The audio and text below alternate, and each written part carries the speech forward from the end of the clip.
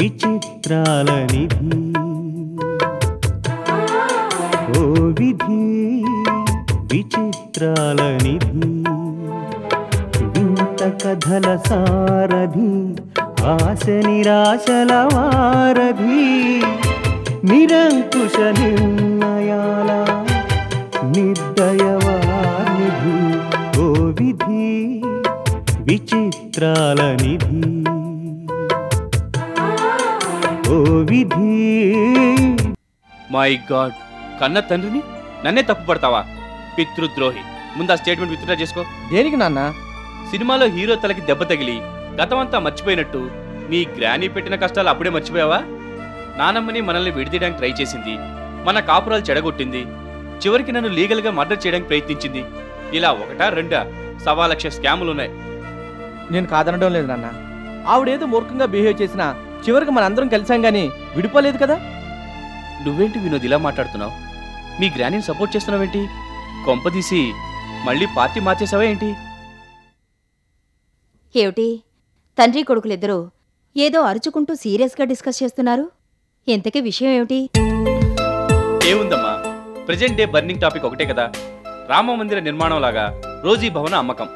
మళ్ళీ మొదటిగా వచ్చావు దీపక్. మొన్న నేనంతలా చెప్పినా నీ ఆలోచన మార్చుకోలేదన్నమాట. సారీ అమ్మా, ఎంత ట్రై చేసినా రోజీ పెట్టిన టార్చర్ మర్చిపోలేకపోతున్నాను. నువ్వు చెప్పింది నాతో కన్విన్స్ అవ్వలేకపోతున్నాను. ఓకే నాన్న, గ్రానీ అన్ని తప్పుడు పనులే చేసింది, అందుకు తగిన శిక్ష అనుభవిస్తుందిగా. బిజినెస్లన్నీ లాస్లో నడుస్తున్నాయి, కొన్ని బిజినెస్లో వైండప్ చేసింది, అప్పులు పాలైపోయి ఇల్లు అమ్ముకుంటుంది. ఇవి చాలు కదా, ఇంకా ఎందుకు ఆవిడని మనం బాధ పెట్టడం?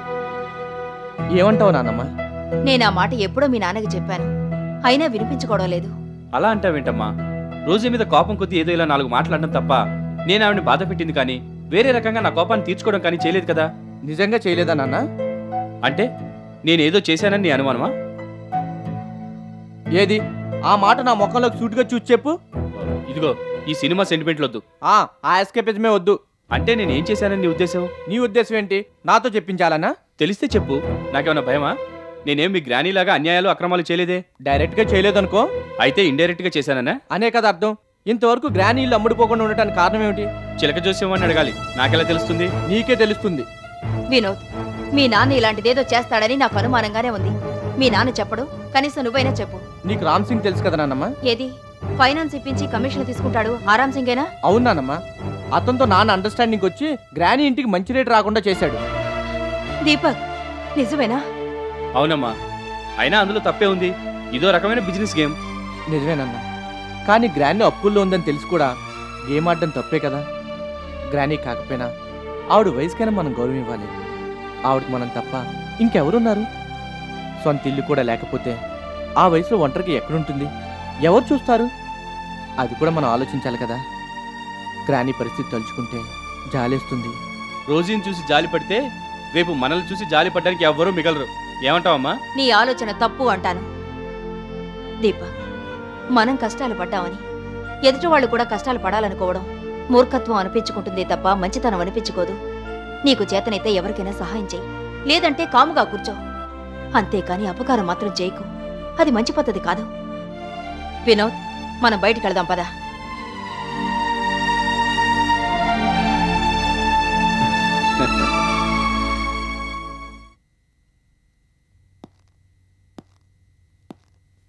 ప్లీజ్ నా పరిస్థితి కొంచెం అర్థం చేసుకోండి. నేను ఎన్ని విధాలుగా నష్టపోయానో మీకు తెలుసు. మీరు చేసిన సహాయం నేను మర్చిపోలేదు. ముందుగా మీ అకౌంటే సెటిల్ చేద్దాం అనుకున్నాను, కానీ ఫ్యాక్టరీ వర్కర్స్ జీతాల కోసం గొడవ చేయడంతో ఆ పేమెంట్ ముందు చేయాల్సి వచ్చింది. అందుకనే లేట్ అయింది. మరోలా అనుకోకండి, తప్పైపోయింది. నిజమే, ఒప్పుకుంటున్నాను. క్షమించండి. నా ఆస్తి అన్నిట్లో వేరే వాళ్లకు వాటా ఉంది. వాళ్ళు ప్రస్తుతం ఇక్కడ లేరు. ఉంటే ఏదో రకంగా మీకు అడ్జస్ట్ చేసేదాన్ని. అందుకే ఇల్లు కూడా అమ్మకానికి పెట్టాను. పార్టీలు వచ్చి చూసి వెళ్తున్నారు. అమ్మగానే మీ డబ్బు మీకు ఇచ్చేస్తాను. ప్లీజ్ అంత మాట అనకండి. ఇన్నాళ్ళు ఓపిక పట్టారు, మరో వారం రోజులు ఆగండి. మిమ్మల్ని బతిమాలుకుంటున్నాను. ఎంతో కావలసిన వారు మీరు కూడా అలా అంటే నేనేమైపోవాలి? వచ్చిన నష్టాలతో, తీర్చాల్సిన అప్పులతో ఇప్పటికే సగం చచ్చిపోయాను. ప్లీజ్ మరో వారం రోజులు ఆగండి, మీ డబ్బు మీకు ఇచ్చేస్తాను. నన్ను నమ్మండి. Thank you.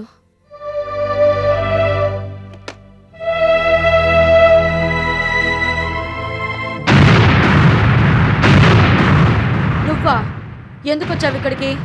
గ్రానీ, గ్రాని అన్న గౌరవం ఉంటే నన్ను వదిలి వెళ్లేవాడివే కాదు. నా మొహం చూస్తేనే పాపాలు చుట్టుకుంటా అన్నవాడివి పని కట్టుకుని ఎందుకు వచ్చావు? బిజినెస్ లో చాలా పెద్ద షాక్ ఇచ్చాను, అది తట్టుకుని గ్రాని బ్రతుకుందా చచ్చిందా అని చూడ్డానికి వచ్చావా? నష్టాల్లో మునిగిపోయిన ఇంట్లో ఎంత దరిద్రం అనుభవిస్తోందా అని చూడ్డానికి వచ్చావా?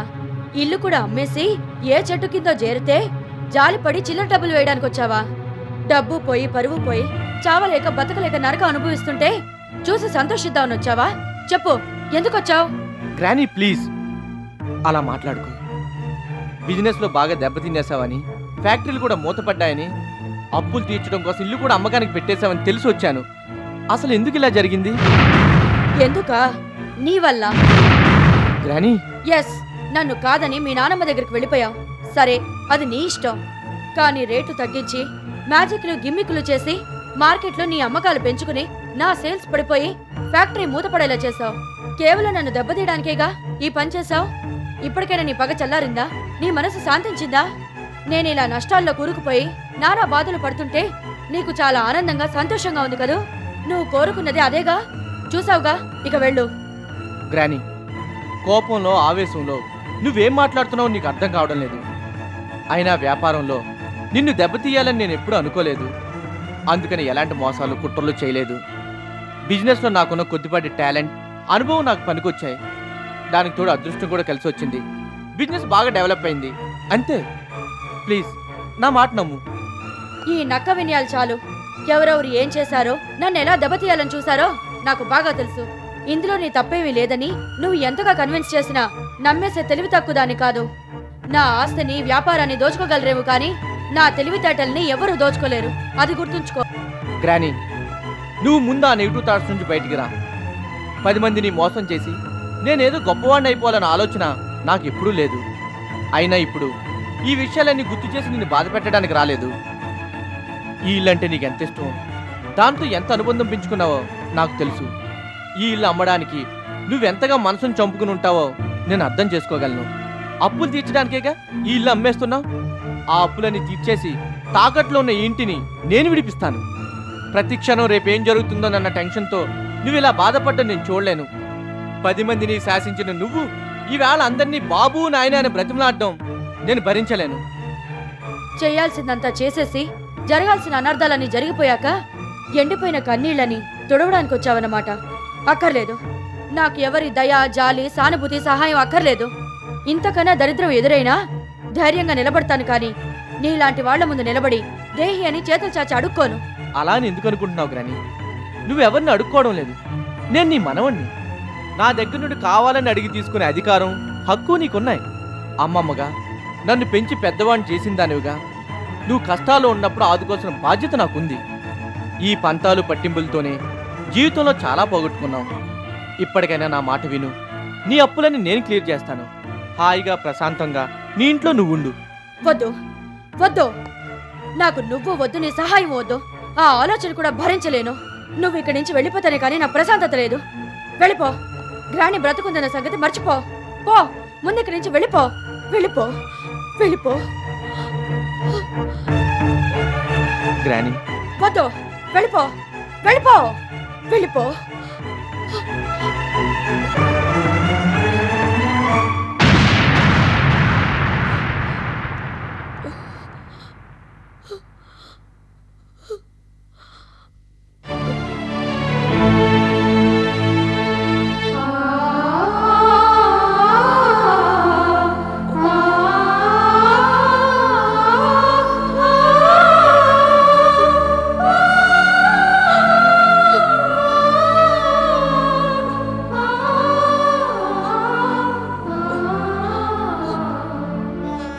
భార్గవి,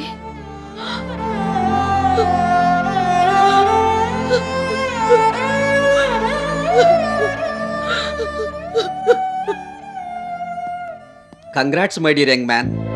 బిజినెస్లో వండర్స్ చేసి మీ గ్రానీనే బురుడి కొట్టించావుట. ఇంటికొచ్చిన వాళ్ళందరూ మీ వినోద్కి మంచి తెలివితేటలున్నాయి, ఈ ఫీల్డ్లో బ్రహ్మాండమైన ఫ్యూచర్ ఉందని తెగ పొగడేస్తున్నారు. రా కూర్చో.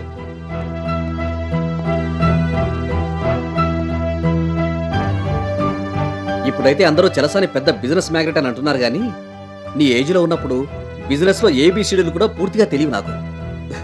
అన్నట్టు నీకు గుర్తుందా, నేనెవరో కూడా తెలియని రోజుల్లో ఓసారి మ్యాగజైన్లో నా ఇంటర్వ్యూ చదివి బిజినెస్లో ఏమైనా సలహాలు సూచనలు ఇమ్మని అడగడానికి వచ్చావు. నీ ఉత్సాహం చూసి నీకు మంచి ఫ్యూచర్ ఉందని జాతకం చెప్పాను.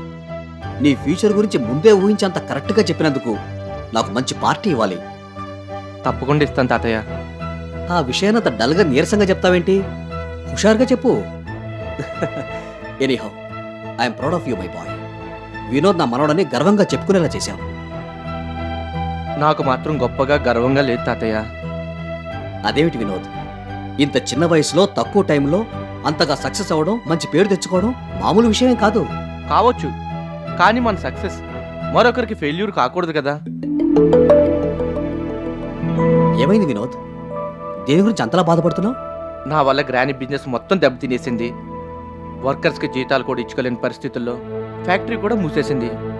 అక్కడి నుంచి అన్నీ కష్టాలే. చేసిన అప్పులు తీర్చడం కోసం ఇల్లు కూడా అమ్మకానికి పెట్టింది. ఉన్న ఇల్లు కూడా లేకుండా పోతే ఎక్కడుంటుందో ఎలా ఉంటుందో నాకు అర్థం కావడం లేదు. నా వల్ల గ్రానికి పరిస్థితి వస్తుందని ఏమాత్రం ఊహించినా నేను ఆ బిజినెస్ జోలికే వెళ్ళేవాడిని కాదు. అదే మాట వినోద్, అలా అనుకోవడం పొరపాటు. గ్రానీ మీద కోపంతోనో పగ తీర్చుకోవాలనో నువ్వు ఈ పని చేయలేదుగా. యాక్సిడెంటల్గా జరిగింది అంతే. అందుకు బాధపడ్డం ఎందుకు? నేను అలా సరిపెట్టుకోలేకపోతున్నాను తాతయ్య. చిన్నప్పటి నుంచి ఎంతో ప్రేమగా పెంచి ఇంత వాణ్ణి చేసిన గ్రానీకి అన్యాయం చేసేనేమోనని గిల్టీగా ఫీల్ అవుతున్నాను. ఇందులో నీ తప్పే ఉంది వినోద్. తప్పు లేకపోయినా నా వల్ల గ్రానీ నష్టపోయి బాధపడుతుంది తాతయ్య. అది నేను చూడలేకపోతున్నాను. ఆ ఇల్లు కూడా నాకు మంచి జరుగుతుందని ఎంతో ఇష్టపడి కొన్నది. ఆ ఇంటికి గ్రానీకున్న అటాచ్మెంట్ నాకు తెలుసు. అలాంటి ఇంటి నమ్మేస్తుందంటే మనసు ఎంతలా చంపుకుని ఉంటుందో నేను అర్థం చేసుకోగలను. జరిగిందానికి బాధపడటం తప్ప మనం ఏం చేయగలం వినోద్? అందరిలాగా ఊరికే బాధపడితే ప్రయోజనం ఏముంది తాతయ్య? మనమే ఏదో ఒకటి చేసి గ్రానీని మళ్ళీ నిలబెట్టాలి. అందుకనే గ్రానీ చీకూడుతుందని తెలిసిన ఇల్లు అమ్మొద్దని, అందుకు కావాల్సిన సహాయం నేను చేస్తానని చెప్పడానికి వెళ్ళాను. ఎన్నో విధాల నచ్చ చెప్పాను, బ్రతిమలాడాను. అయినా వినిపించుకోలేదు. నన్ను ఎలా ఏడిపించాలో అలా ఏడిపించి ఇప్పుడు కన్నీళ్ళు చూడటానికి వచ్చావని నిష్ఠూరంగా మాట్లాడింది. నేను కావాలనే తనకు అన్యాయం చేశానని మండిపడింది. ఏమాత్రం కృతజ్ఞత కూడా లేని నీ సహాయం ఎట్టి పరిస్థితుల్లో నాకు వద్దని మొహం మీద కొట్టినట్టు చెప్పింది. చేసేదేమీ లేక తిరిగి వచ్చేశాను. నీ గ్రానీ సంగతి నీకు తెలుసు కదా వినోద్. ఏ విషయంలోనైనా తన అభిప్రాయానికి వచ్చిందంటే దాని మీద నిలబడిపోతుంది. ఏ పరిస్థితుల్లోనూ తన అభిప్రాయాన్ని మార్చుకోదు. అలాగని చూస్తూ ఊరుకోలేం కదా తాతయ్య. ఏదో రకంగా గ్రానీని అప్పుల్లోంచి బయటపడేలా చేయాలి. కనీసం ఆ ఇల్లైనా అమ్మకుండా నిలబెట్టాలి. నేను వెళ్ళి అడిగినా కాదంది కాబట్టి ఇంకా పని నా వల్ల కాదని తేలిపోయింది. నన్ను కాదన్నా మీరు వెళ్ళి అడిగితే మీ సహాయం తీసుకుంటుందని చిన్న ఆశ మిగిలిపోయింది. ఒక్కసారి ఆలోచించండి తాతయ్య. నాకు ఏదో రకంగా సహాయం చేయాలనే ఉంది వినోద్. కానీ మీ గ్రానీ సంగతి నీకు తెలియదేముంది. ఉపకారం చేయడానికి వెళితే అపకారం చేయడానికే వచ్చామనుకుంటుంది. ఆదుకుందామని వెళితే అవమానించడానికే వచ్చామని అపార్థం చేసుకుంటుంది. ఇక మనం ఏం చేయగలం?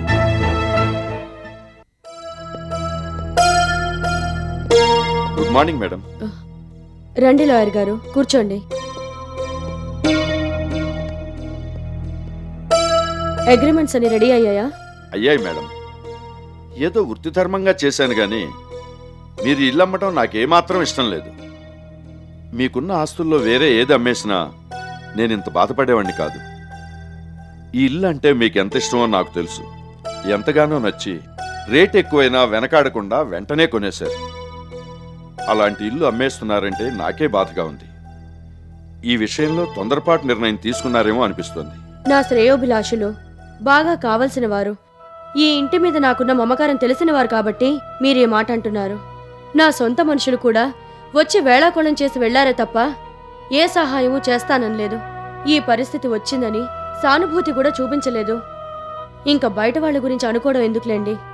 వాళ్లకు రావాల్సిన డబ్బు గురించే ఆలోచిస్తారే తప్ప మిగతా విషయాల గురించి ఎందుకు ఆలోచిస్తారు? అది నిజమే అనుకోండి, కానీ ఇంటికి బదులుగా వేరే ఏదైనా. అన్నీ తెలిసి మీరే ఆ మాట అంటారేంటి లాయర్ గారు? ఎంత ఆస్తున్నా నా సొంతమని చెప్పుకోవడానికి ఈ ఇల్లేగా మిగిలింది. మిగతా అన్నిట్లో సంధ్యకి వాటా ఉంది. ఏది అమ్మడానికి కానీ తాకట్టు పెట్టడానికి కానీ లేదు. అందుకే అనుభవించే యోగం కూడా ఉండాలంటారు. నాకది లేదు అంతే. సేట్ని కొంచెం టైం అడగాల్సింది. ఈలోగా సంచి అమెరికా నుంచి వస్తే మీ లాయర్గా నేను ఆ అమ్మాయితో మాట్లాడి వేరే ఏదన్నా ఏర్పాటు చేసేవాడిని. నిజమే లాయర్ గారు, నాకు ఈ ఇల్లు అమ్ముకునే పరిస్థితి వచ్చిందని తెలిస్తే సంధ్య అమ్మనివ్వదు. తనే ఏదో రకంగా సహాయం చేసి ఈ ఇల్లు నిలబెట్టేది. అంత మంచి మనసున్న అమ్మాయి. కానీ ఆ విషయంలో కూడా దురదృష్టం నన్ను వెంటాడింది.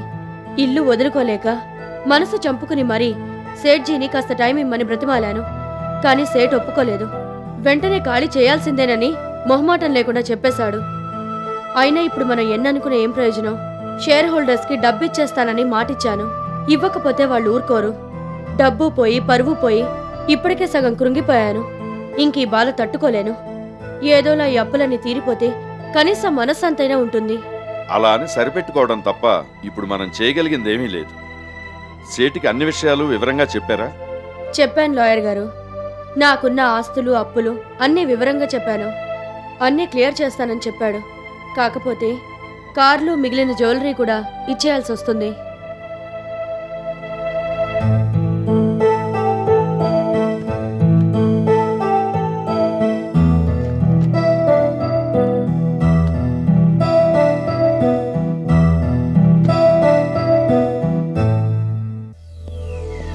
నమస్తే మేం సాబ్. నమస్తే.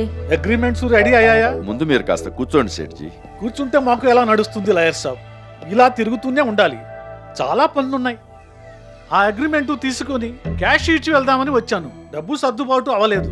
కానీ మేం సాబ్కి అవసరమని అక్కడ ఇక్కడ పోగేసి తీసుకొచ్చాను. సో అనుకున్న మొత్తం తెచ్చేశాను. చెక్ చేసుకోండి మేడం.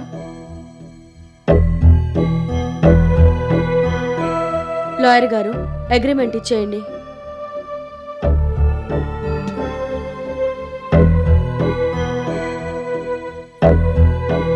కరెక్ట్ గా ఉంది మేం సాబ్. మీరు సంతకాలు చేసి ఇస్తే సరిపోతుంది.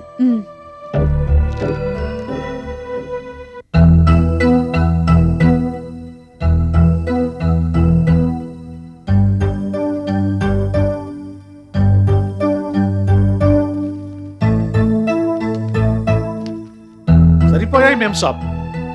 ఒక మాట సేట్జీ, దయచేసి నాకు వారం రోజులు టైం ఇవ్వండి. సరే మేం సాబ్, మీరు అంతగా అడుగుతున్నారు కాబట్టి ఒప్పుకుంటున్నాను. వారం రోజులు అయ్యాక ఒక్క క్షణం కూడా టైం ఇవ్వను. ఎప్పుడు ఖాళీ చేస్తారో చెబితే నేను వచ్చి తాళం వేసుకుంటాను. మరి నేను వస్తాను మేం సాబ్. వస్తాను లాయర్ గారు.